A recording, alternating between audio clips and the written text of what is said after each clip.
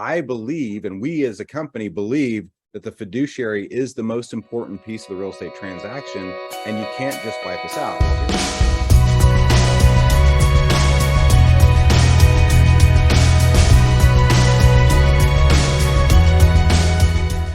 What are you excited about for the future of our company and the future in general? That's what I want to hear. Yeah, I am so excited. And I would preface this by saying I'm always amazed. And when I work with Gary Keller, he tends to see a little bit further down the road, and it's wisdom, experience, it's all those things.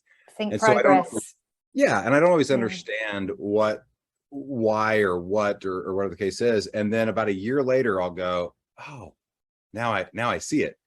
And so what I'm most excited about is there's 100 things, but let me give you two really key important ones. I'll give you the boring one first. I shouldn't say it that way. I think it's boring.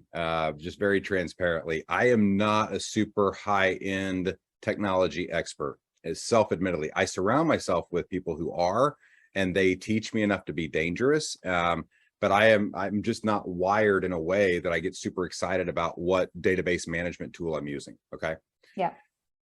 However, from a business perspective, this is my sport. And so when you look at the counterparts in my role, and I'm often on stage with other leaders of other top, real estate companies, and every one of them has completely abandoned a technology strategy. Now, here's why that's so important and why I'm so excited about it is I do believe that consumer data, home ownership management, continual relationships with clients while they live in their homes, which is something our industry has always kind of avoided. We get involved with relationships right before someone's willing to buy or sell, and then we tend to forget about people until they're ready to do that again. Our software is built in such a way that we're going to create relationships throughout the entire journey. But all of our competitors now, you see them, the final one just kind of gave up trying to do their own technology. The challenge with that is they've now completely acquiesced and outsourced all of their data and all their technology to third-party companies. Will that harm them in the end? Here's why this matters. If you study business, and I'm just going to give you a couple of US-based examples. There's a man named Rich Barton, and Rich Barton runs Zillow. And so what people don't know about Rich usually is that he also founded Expedia. And his business model was to go into service-based businesses and automate the human being out of that business, that service-based business. So what he did is he went in the travel industry with Expedia, and then a bunch of other companies jumped on. And what used to be, and I have the study somewhere, I'll get the numbers wrong, but what used to be hundreds of thousands of travel agents in the 70s and 80s turned into very few that you can find today. There's still a handful, there's a couple thousand that are high-end niche type of travel agents. But it decimated the entire industry, and suddenly you could go on a website, and I don't know about you, I haven't really noticed, but I've gone online and found some vacations that didn't turn out to be as great as I thought they looked online, and a human would have helped me there. But it's at the end of the day, it's a $2,000 or $5,000, maybe a $10,000 purchase to go on this vacation. And then what happens is, he goes on to be on the board at Netflix. And by the way, very successful man. I don't have no judgment, no energy here. He is playing the sport of business too. And so you all know the story of Netflix, Blockbuster, and mistakes that were made. And so suddenly Blockbuster's no more. Netflix is the top streaming company. He's now disintermediated again, the person selling you popcorn, checking in your movies, and rewinding your tapes. Some of you will get that because you're as old as me. So, he did the same thing again. Well, then he set his eyes on real estate. And I was really concerned because I've been studying this for 10 years. And so I was really concerned because in that moment, I knew the real estate agent was going to be tested to see, are we a functionary that just opens doors and gives data? Or are we actually a fiduciary who truly puts our clients' needs ahead of our own, and we truly make great decisions and help them make great decisions in what is likely their most complex, most expensive purchase or sale in their entire life? And so I believe, and we as a company believe, that the fiduciary is the most important piece of the real estate transaction, and you can't just wipe us out. Well, here we are 10 years later, and not only do more consumers choose to use agents than ever before, Zillow has had zero disintermediating impact on the human being in real estate from an involvement perspective. Where they have had an impact, and this is the part that I struggle with, is today real estate agents pay Zillow, right? So Zillow makes money from real estate agents. We don't charge more to pay Zillow. In fact, if you look at the studies, and this is not a antitrust conversation, but if you look at the studies, the average agent's charging less today than they have in the past by a lot.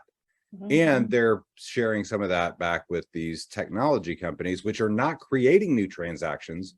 What they're doing is intercepting them. They're taking ready, willing, able buyers who look on their website and they, have listings that are for sale, and they just match make. They're not creating new transactions. So when you think about it from that perspective, the real estate agent has proven to be more like an attorney, because LegalZoom didn't put attorneys out of business. You're not going to court and carrying an iPad to defend yourself. You still need, I think do you call them solicitors over there? Attorneys? Yes, that's right. Yeah. And so you still need a human being who knows what they're doing and can help steer you through whatever that legal process might be. And real estate agents have turned out to be more like solicitors than travel agents. Yeah. So if you just pause there, then what we're finding is I'm most excited about the fact that we are the only international real estate company that's actually building, controlling our own technology. We're allowing other people to attach to it and to use through us in what's called an API. Don't ask me what that means. Technology people will know, but it's how you can use other technologies through your own, because it plugs in and talks to each other. And so I'm super excited about our roadmap the next 5-10 years, because I truly believe if we do our jobs at the highest level right now, if you think about just the United States, 1 in every 5 real estate transactions last year involved the Keller Williams agent. 1 in 5. So we are and we're getting there in other countries around the world, right? It's just we didn't launch international until 20 years into our stateside business. So we know what the growth patterns look like. We know what the opportunities are and that sort of thing. But when you think about the data and the understanding of the client base and the homeowner and the consumer today, no one has more information than we have. Yeah. And so if you fast forward 10 years, it's highly likely that there is not a need for a Zillow to intercept some of those earning dollars from real estate agents. So I said the boring one, not to be cheeky, but because it's just not my superpower. What I am most excited about is I think there's never been a better time to be in the real estate sales business, and there's never been a better time to be in the real estate brokerage business. And it is a frothy time. It's a time when there's lots of changes and people throwing all kinds of things at you, and it almost feels like a carnival in some cases. Do you have carnivals? You have carnivals over there? Yeah, we have carnivals occasionally. Yeah, you kind of invented the circus, right? Yeah, that's it. Giving you all the credit. So, but what happens is it kind of feels like carnival barkers, in real estate today, where this company, come over here and you'll get rich quick on our stock scheme, and come over here and we'll get this rev share thing going. Come over here, we got profit share at Keller Williams. Come over, right? It feels like a carnival atmosphere. Yeah. So if you can have great focus through times like this, you're going to come out way ahead. I'll tell you the other thing that people don't realize, and only because I sold real estate during the Great Recession, is that if you're a skills-based real estate agent, if you truly believe in your craft and you truly understand how to help a client, the entire industry, over 80% of all of our agents were not in the business during the last downturn. So what happens is we know we're headed into another downturn, and we went through a 14-year economic expansion, especially in the United States. And so what we know is 80% of our industry is ill-equipped for what's coming. They are used to clients just showing up and them putting a house on the market in any condition, and it's selling in 35 seconds and getting a paycheck.